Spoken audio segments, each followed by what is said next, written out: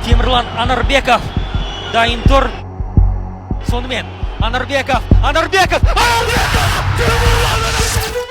Қайраттың Чемпиондар лигасындағы жолы жай жол емес. Ол қазақ футболы үшін тарихи жол. Сонау Словенияның чемпионынан бастап Испания, Италия, Португалия, Англия, Шотландияның чемпиондары болып кірген командаларға қарсы ойнау деген үлкен мақтаныш және салмағы ауыр тәжірибе. Еуропаға жол деп ұрандатқан жанкүйерлердің ниеті бекер болмады. Ал Мбаппе, Винисиус, Куртуа, Беллингем, жалпы Реал Мадридтің өзін Алматыға алып келу тіпті көпшіліктің орындалмас арман еді. Енді сол арман орындалып, өткен шаққа айналып отыр. Реал Мадрид келгені жарайды дейік. Одан бөлек Славған мен Селтик пен пенальтилер. Бұл пенальтилерді тіпті сол тойдың өзінде отырып көрулері. Екі қақпашымыздың жарақат алып, енді ғана 18 тұлған Шерханға жауапкершілік артылғаны, 16 жасар Дастанның Роналдо режимінің қосып ойнауы жалпы тек қана эмоция және тағы да эмоция сыйлады. Бүгін Қазақстанның атын шығарған Қайраттың осы Чемпиондар лигасындағы сонау іріктеу кезеңінен бастап, топтық кезеңдегі соңғы Арсеналмен болған ойынға дейін толық шолу жасап шығамыз. Қандай қызықтар болды, қандай қиыншылықтар және кейбір қалып кеткен деректерді де айтпай кетпейміз. Барлық жоспарды төменге тайм-кодтар арқылы бөліп қойғанмын. Сіздермен бірге Желаяқ арнасы. Үлкен еңбекке қолдау ретінде лайк басып, арнамызға тіркеле кетіңіздер. Ерінбеңіздер, ол біз үшін үлкен шабыт.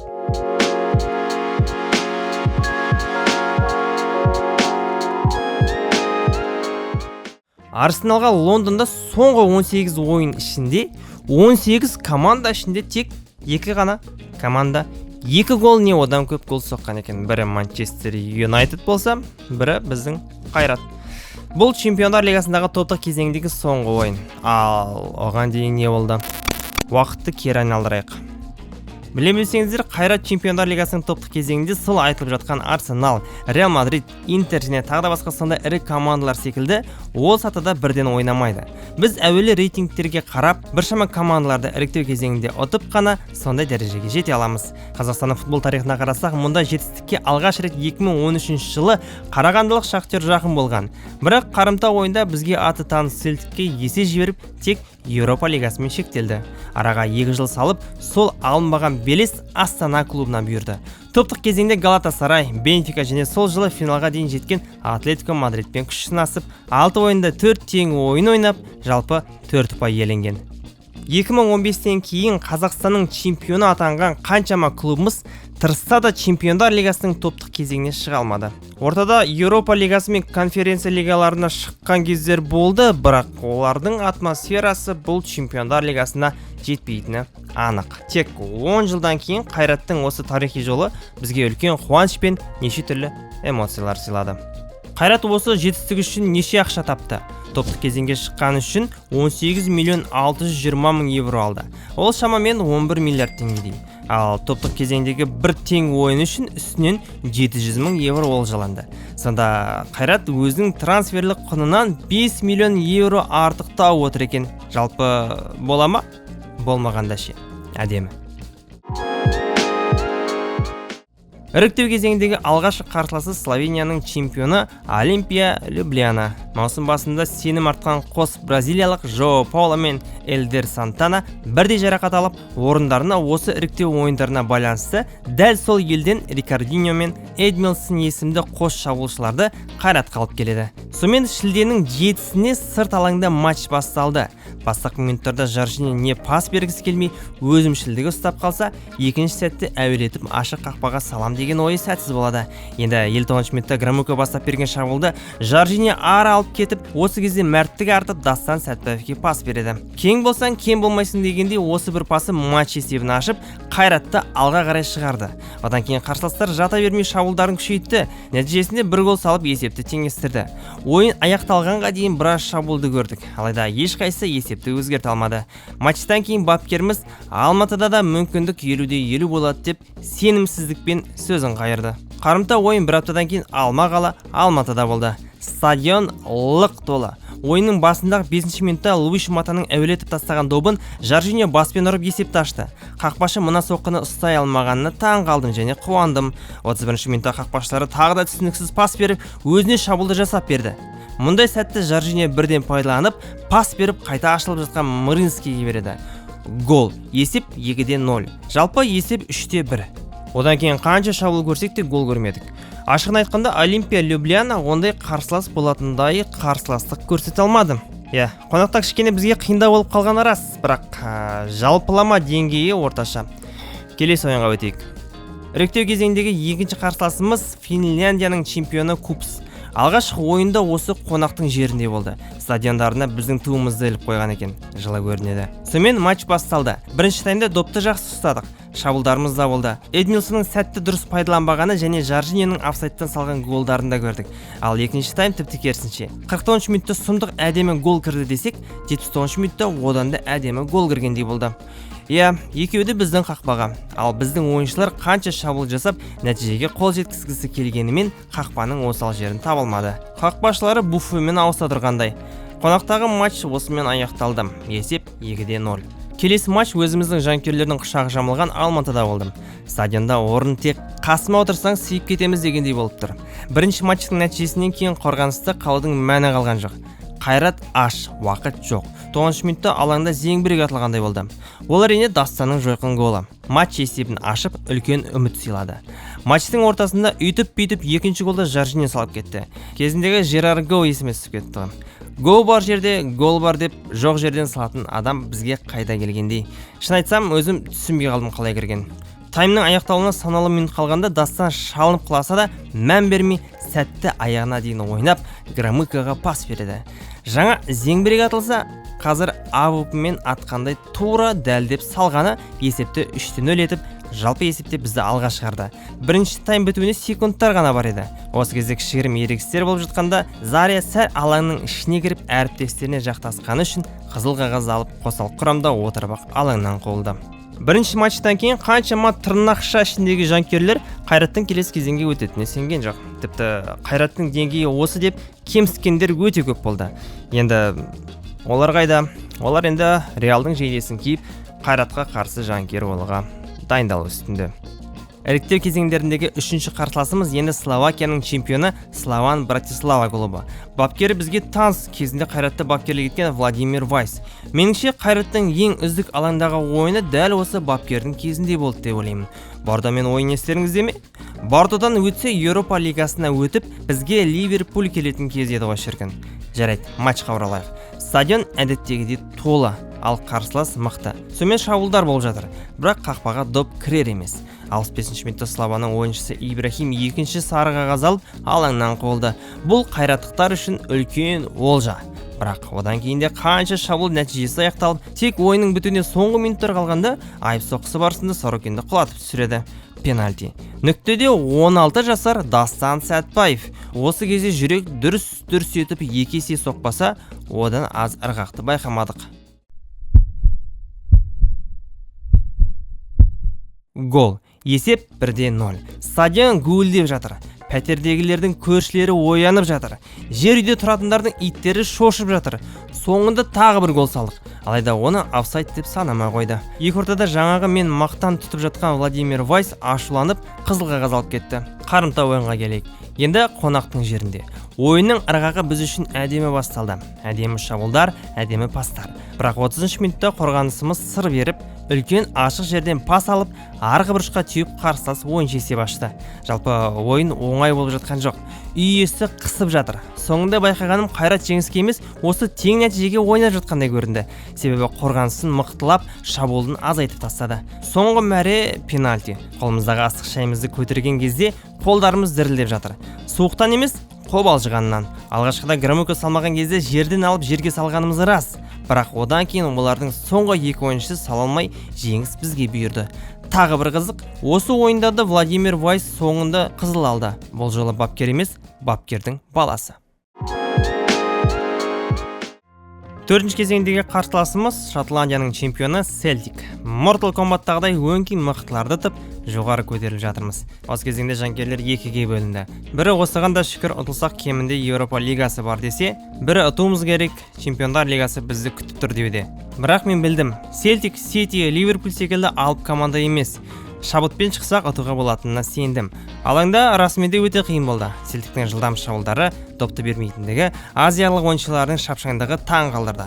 Одан бөлек қаншама соққылардан құтқарып жатқан Заруцкий тізе жарақатын алып, ойыннан шығып, орнына арасында ғана алаңға шығып жүрген Темірлан Анарбеков шығады. Осы кезде жеңіске деген үмітім жай сөне бастады.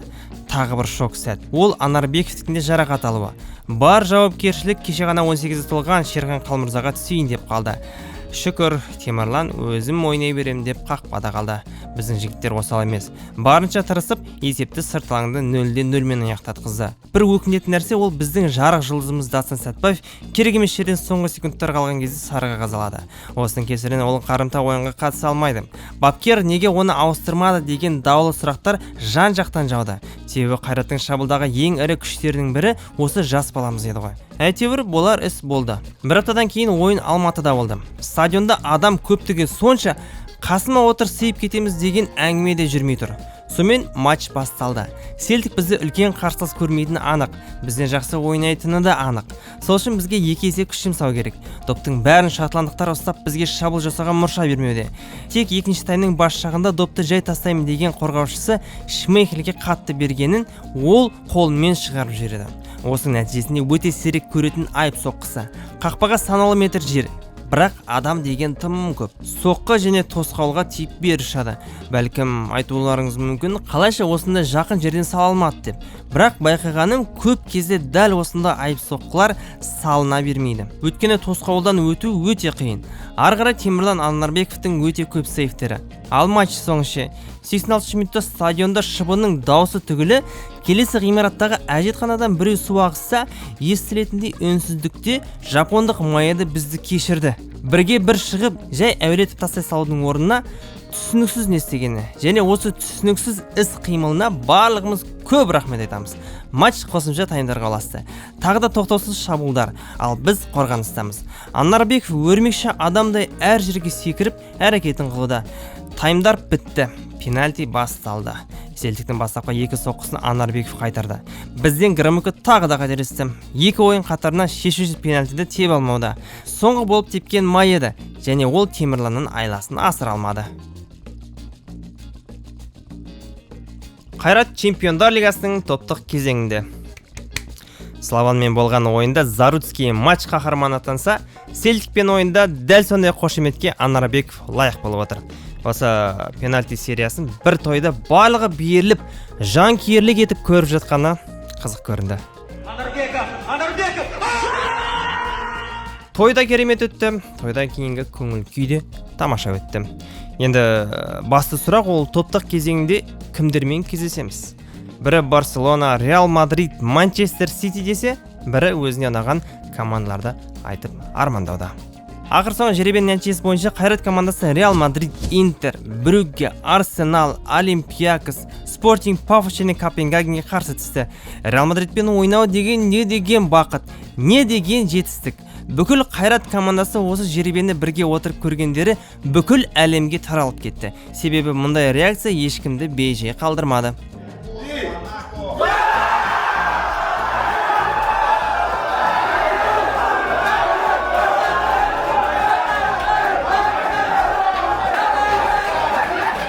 Дәл осындай қуаныштарына сол кейбір шетел жанкүйерлері мысқылдап мазақ етсе, кейбірі құрмет көрсетіп құттықтап жатыр.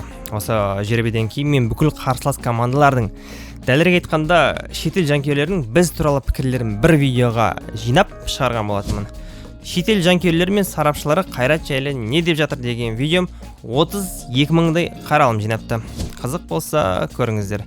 Ал біз сол Чемпиондар лигасының ұйымдастырушыларының қойып берген күнтізбесі арқылы матчтарға шолу жасай берейік. Алғашқы қарсыласымыз Португалия чемпионы Спортинг клубы. Ойын сырт алаңда болды. Алдымен айта кететін жайт, ол біздің негізгі қақпашымыз Зарудский жарақатына байланысты ойынға қатыспайды. Оның жоқтығын білдіртпей жүрген Темірлан Анарбеков те осының алдында Ақтөбемен болған ойында жарақат алып белгісіз уақытқа шығып кеткен еді. Енді қақпамызда кім бар? Ол кеше ғана 18-ге толған Шерхан Қалмұрза. Өзі осының алдында ғана КПЛ-да дебют алып, ертесіне Чемпиондар лигасында да дебют алып отыр. Жалпы тарих бойынша Шерхан Қалмұрза Чемпиондар лигасында алаңға шыққан ең жас 3 қақпашының қатарына енді. Үштіктің соңында тұрған Икер Касилесті 4-ші орынға ығыстырды. Сұмдық па? Сұмдық.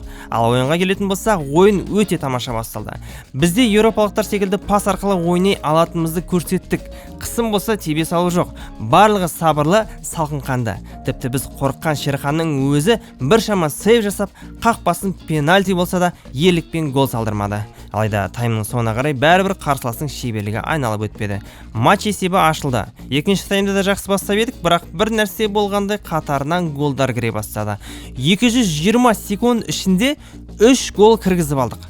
Сағымыз сындау деп едім, бірақ Эдмилсон бұл масқарадан сәл де болсын құтқарып гол салды. Негізі дебют үшін өте жақсы ойын. Мұндайды мүлде күтпедім. Жеңілсек те риза болып көрдім.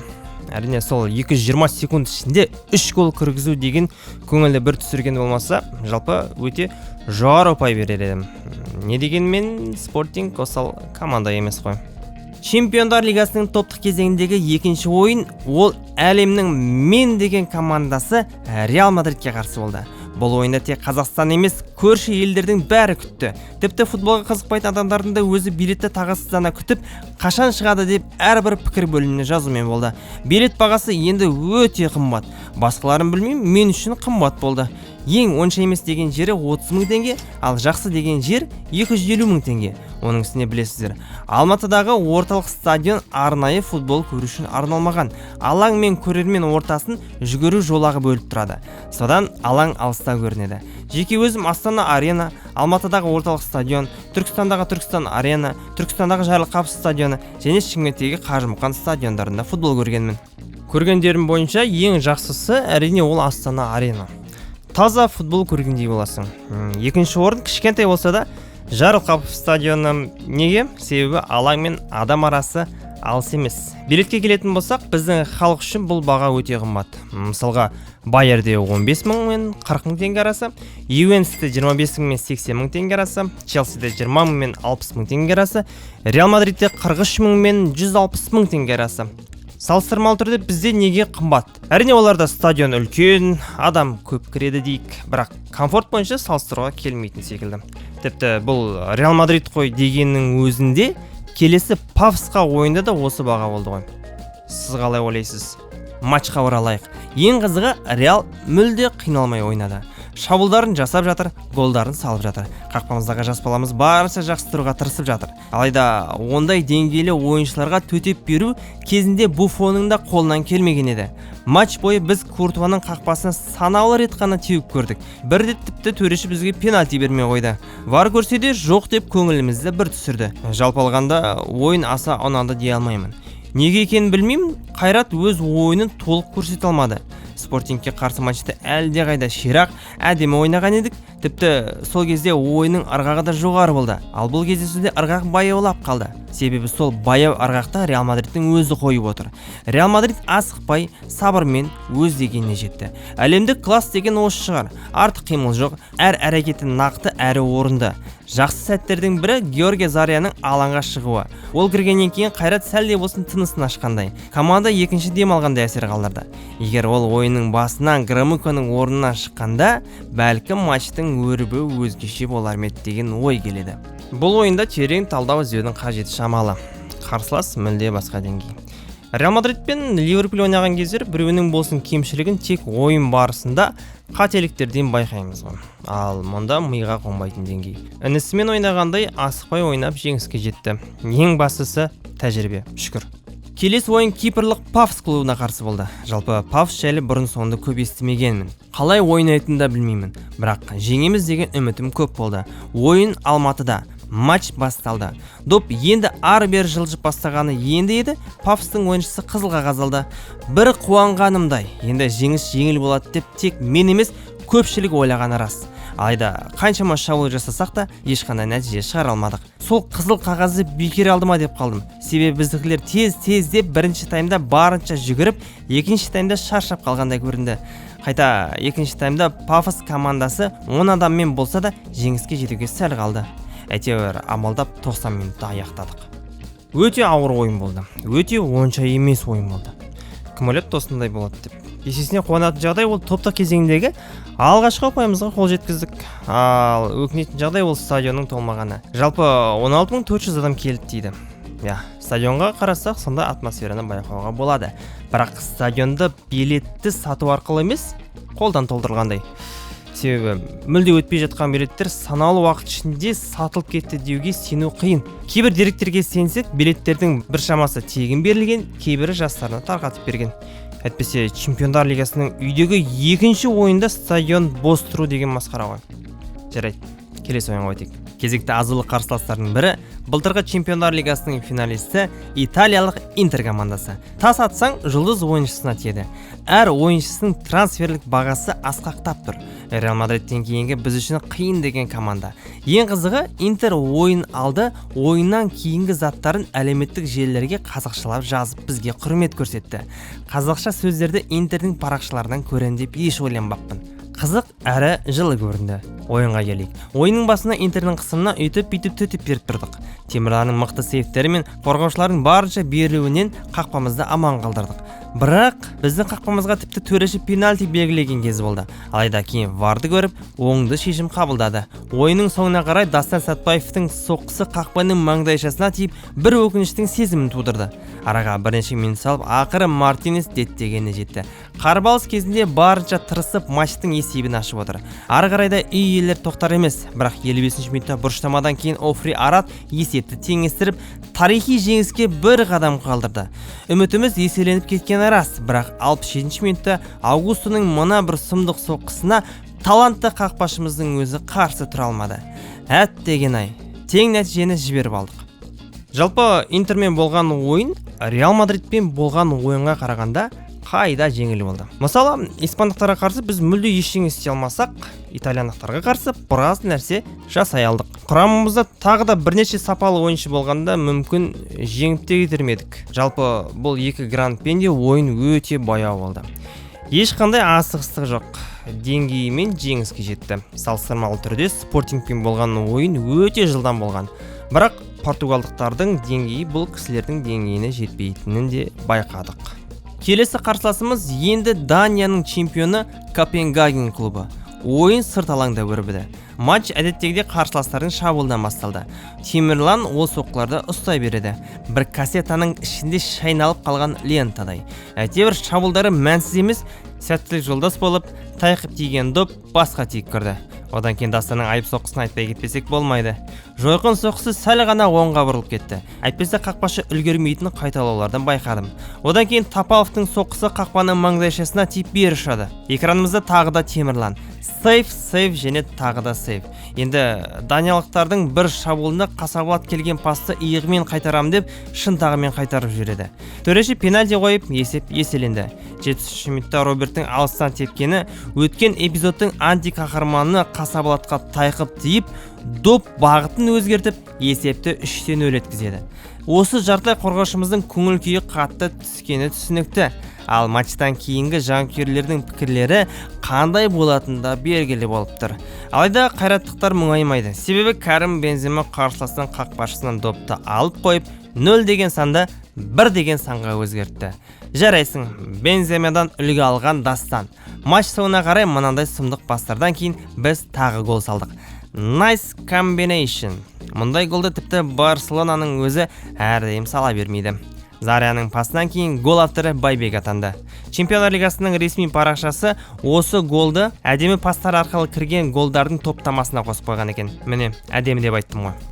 Жалпы ұтуға болар еді. Қарсыластың тістері қасқырдікіндей емес, жай алабайдікіндей болды. Бірақ сәттілік кейде жолдас болмай осындай нәтижемен аяқтадық. Жаман емес. Келесі ойын Грекияның чемпионы Олимпиакос клубына қарсы. Ойын Қайраттың жерінде, бірақ Алматы емес, Астанада. Күн суықтығына байланысты Алматы халқына жайлы емес осындай жаңалық болып тұр. Қайрат үшін бұл өз елімізде болғанымен сырт алаң секілді. Себебі бұл бөтен қала, бөтен қаланың жанкүйерлері. Билеттің бағасы едәуір арзандағанмен де стадионда халық толтыра алмады. Жалпы 19 мың адам келген екен. Бұл жолы баға 15 мың мен 50 мың теңге арасы болды. Сонымен матчқа келейік. Дастан Сатпаев құрамда жоқ, себебі алдыңғы ойындарда сары қағаздары жиналып бір ойынға шеттетілді. Оның үстіне Дастан жарақатына байланысты емделумен жүрді. Алдағы ойындарға да қауіп қатерден аулақ деп қатыспаған болу керек. Жалпы матч демекші, матчтың MVP ол көңіл күйі жоқ Темірлан Анарбеков. Осыдан білуге болатын шығар ойынның қалай өткенін. Қақпашы үздік атанып мұңайып тұрса, онда ойындағы ең ауыр жұмысты осы қақпашы жасап және есеп бойынша жеңіліс таптық дегенді білдіреді. Қаншама үздік деген атауына лайық сейфтер, қаншама тамақ жыртылғанша айқайлар. Соққылардан соң соққылар. Нәтижесінде жалғыз голдың авторы Мартин атанып отыр. Темірланның осы жетістігі Қазақстанның футбол тарихындағы алғашқы жағдай екен. Өте тамаша. Біздің ойыншылар Интер, Спортинг тіпті Реал Мадридке қарсы бұлай нашар ойнаған жоқ қой. Енді мына ойынды көріп қарны ашады. Айтарға сөз жоқ. Келесі ойын Бельгияның ірі клубтарының бірі Брюггеге қарсы. Біздің ойын уақыт өткен сайын және қарсыластардың деңгейі төмендеген сайын жақсарама десем, бара-бара нашарлап жатыр. Реал мен Интермен ойында жап-жақсы ойнауға тырысып едік. Енді Олимпиакс, Брюгге секілді ортаңқол командаларға қарсы дым бітіріп жатқанымыз жоқ. Тіпті бұл матчта Темірланның өзі көмектесе алмады. Өйткені голдардың бәрі пас арқылы ұстауға қиын болатындай кіріп жатыр. 4 голдың барлығы солай кірді десем қателеспейтін шығармын. Соңғы ұят болмасын деген голымызды Қайраттың бұрынғы капитаны Әділет Садыбеков салды. Бұрынғы дегенім қалай кетті. Негізі осы жігіт еді ғой, былтырлары командасын алға серіп, ерекше ойнап көзге түскен. Алайда жарақатынан кейін капитандықты алып қойғаны аздап таң қалдырды. Голдан кейін жейдесін камераға көрсетіп, Месси мен Роналду стилінде тойлады. Жалпы осы қуануына әлемнің кейбір парақшалары мысқылдап күлді. Себебі 4 гол жіберіп алған соң бұлай қуанудың қажеті не деді. Әрине бұл пікірмен де келісемін, алайда бұл ондай сынға алатындай жағдай деп ойламаймын. Себебі Қайраттың өзі алғаш рет Чемпиондар Лигасында шығып тұр. Қазақстан тарихында өзі екінші рет топтық кезеңде көрудеміз. Әділеттің гол салуының өзі үлкен тарих. Оның үстіне жарақаттарынан толық аяқса да, алаңға шығармай жүрген соң бір жауап болу керек. Жалпы солай. Келесі матчқа өтейік. Көпшіліктің күткені осы матч. Өзім де қатты күттім. Арсеналда Арсен Венгердің стилі үшін және өзел ойнаған үшін де жақсы көрем. Қайрат үшін қиын болатын білсем де, Қайратқа тек жеңіс тіледім. Басында айтқандай, Арсеналға Лондонда соңғы 18 ойын ішінде тек 2 ғана команда 2 гол не одан көп гол соққан екен. Бірі Манчестер Юнайтед болса, бірі біздің Қайрат. Тіпті Ливерпуль, Бавария, Атлетико Мадрид те Қайрат секілді 2 гол сала алмаған. Сонда біз олардан мықтымыз ба? Матч басталды. Жобалағандай Арсенал бастала салып әдемі пастармен қорғанысымызды бұзбақшы болады. Айтқаным солай деп бірден мақсаттарына жетіп есеп ашылды. Йокерештің соққысын ұстау өте қиын. Бірақ біздің жігіттер сынбайды. Қарсы шабуыл кезде Рикардо Каляфиори Жоржиньоны тартып құлатады. Алайда төреші үнсіз. Біздікілер неге деген сұрақтар жаудырған соң аздап үзілісті күткен төреші VAR көріп Арсенал қақпасына пенальти белгілейді. Мұндай мүмкіндікті Жоржиньо мүлт жіберген жоқ. Есеп теңесті. Бір қызығы қуанып жатқан кезде жейдесіндегі Р деген әріп түсіп қалыпты. Мұны қалай түсінеміз? Не болды сонда? Бірақ біз ұялмаймыз, себебі Ибрагимовичтің де, Джерардтың да жейделерінде осындай қателер болған. Сол үшін болып тұрады. 15 минутта біздің тарапқа тағы да гол. 36 минутта тағы гол. Жалпы голдар тоқтамай жатыр. Соны таман тағы гол, бірақ оны офсайд деп санамай қойды. Матч бітуіне санаулы уақыт қалғанда Громыконың пасына кейін Рикардиньо баспен әдемі гол салып кетті. Тамаша. Енді бір нәрсе айта кетейін. Қайратқа аса қатысы жоқ, бірақ Арсенал шабуылшысы Йокерешке қатысты. Неге мен Йокереш деп жатырмын? Жалпы ТМД елдерінде орысша айтатын кісілердің көбісі Дьокереш деп айтады. Мен басында Гёкереш деп айтып жүрдім, сосын Д мен Дьокереш деп айтып жүрдім. Бірақ норвегтердің өздерінің айтуын тыңдаған соң ойымды өзгертіп Йокереш дегенге келдім. Әрине жазған кезде Г әрпімен жаза беремін, қалай жазылады солай жазамын. Бірақ айтылатын кезде енді Йокереш деп айтамын. Менікі дұрыс емес деп ойламаймын. Ал сіздер қалай ойлайсыздар? Жалпы бұл біз үшін Чемпиондар Лигасындағы топтық кезеңдегі соңғы ойын. Барынша тырыстық, әрекет еттік, алайда қолдан келгені осы. Жалпы топтық кезеңді қорытындылай өтейін. Ұнаған жерлері және ұнамаған жерлері. Ұнамағандарынан бастасам. Біріншіден, бағаның тым қымбат болуы. Қарапайым халық үшін билеттің бағасы қалта көтермейді. Ал футболдың көрермені кім? Ол халық. Екіншіден, бапкердің Жоржиньо мен Громыкоға қатты сенуі. Олар іріктеу кезеңдерінде қаһарманға айналды. Себебі қаншама голдарды, қаншама пастарды беріп, Қайратты алға сүйреді. Алайда топтық кезеңге шыға салып, бірден нашар ойынын көрсете бастады. Қарсыластар мықты екені түсінікті, бірақ өзінің деңгейінде де ойнамағаны үлкен сұрақты туындатып тұр. Громыконың минус жері ол өзіне көп алуы. Керек емес жерде алдаймын дейді, теппейтін жерде тебемін дейді. Әйтпесе басқа футболшылармен салыстырғанда алаңда ойлау қабілеті өте жоғары ғой. Сол қабілетін неге барынша пайдаланып пастар беріп ойын жүргізбейді? Әлде бұл бапкердің қателігі ме? Ал ұнаған жерлері ол әрине Қайраттың бізге осында Чемпиондар лигасын сыйлауы. Реал мен, Интер мен, Арсеналмен ойнап футбол мерекесін ұйымдастырғаны. Таңғалғаным осындай деңгейде де жермен пас арқылы әдемі комбинациялар жасауы. Жалпы керемет қой. Келесі жылда осындай жетістіктерге жете берейік, асып түсе берейік. Чемпиондар лигасының кестесі маған қызық емес. Соңғы орын аламыз ба, тіпті соңғы орыннан түсіп кетсек те көңілім жайлы. Бәрін ұтып шығамыз деген үмітім болған жоқ. Әрине тек бір ұпаймен қаламыз деп ойламадым, бірақ болған іс болды. Сіздермен бірге желаяқтарына видеоны лайк басып, тіркеле кетіңіздер.